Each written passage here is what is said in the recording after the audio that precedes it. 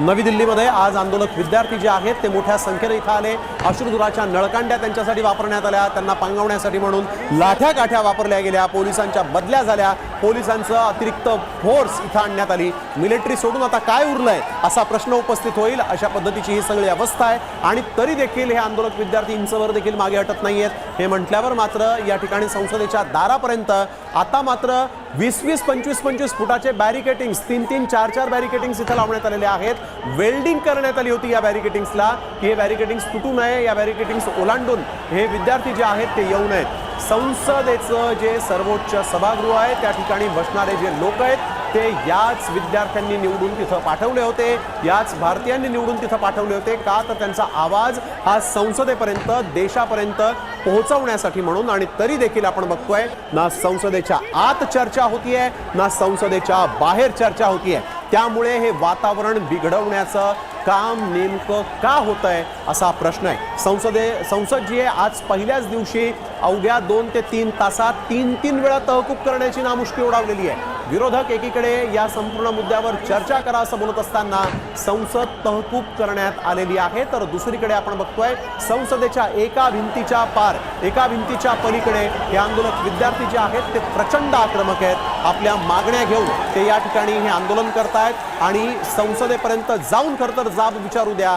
असा प्रयत्न करत असताना मात्र सरकारकडून, सत्ताधाऱ्यांकडून, प्रशासनाकडून मात्र त्यांचं आंदोलन दडपण्याचा प्रयत्न होतोय, त्यांचा आवाज दडपण्याचा प्रयत्न होतोय। काही विद्यार्थी समोर आले होते, त्यांनी या ठिकाणी आपल्या अंगावर असलेले वळ दाखवले आणि त्यांनी दाखवून दिलेलं आहे की कशा पद्धतीनं या पोलिसांनी आमच्यावर एकेका आंदोलकाला 8-8 पोलिसांनी लाठ्याकाठ्यांनी मारलेला आहे।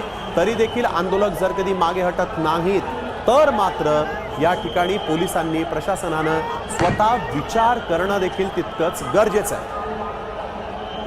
ही दृश्य खरं तर आज विकसित भारत असं म्हणतो आपण, परंतु आज विकसित भारतातली ही दृश्य पाहिल्यानंतर आंतरराष्ट्रीय पातळीवर खरं तर आपली काय नामुष्की होत असेल, आपल्याबद्दल काय चर्चा होत असेल हा विचार केला पाहिजे खरं तर। आणि आज हे विद्यार्थी जे आहेत या ठिकाणी आले, हे देशाचं भविष्य आहे, हे देशाचं भवितव्य आहे आणि हेच विद्यार्थी आज आपल्या न्याय मागण्यांसाठी जर कधी सरकारकडे एक राजीनामा मागत असतील तर तो राजीनामा देण्यासाठी कमीपणा आहे असा प्रश्न उपस्थित झाला। अर्थातच धर्मेंद्र प्रधान यांना देखील लोकांनीच निवडून तिथं पाठवलं होतं। याच विद्यार्थ्यांचे ते शिक्षण मंत्री आहेत आणि जर कधी याच विद्यार्थ्यांच्या शिक्षण मंत्र्याला शिक्षण मंत्री म्हणून कारभार सांभाळता येत नसेल असा आरोप तिथं शिक्षण घेणारे विद्यार्थी करत असतील, 20-20 विद्यार्थी शिक्षण विभागाची नामुष्की, पेपरफुटी झाल्यामुळे आत्महत्या करत असतील तर मात्र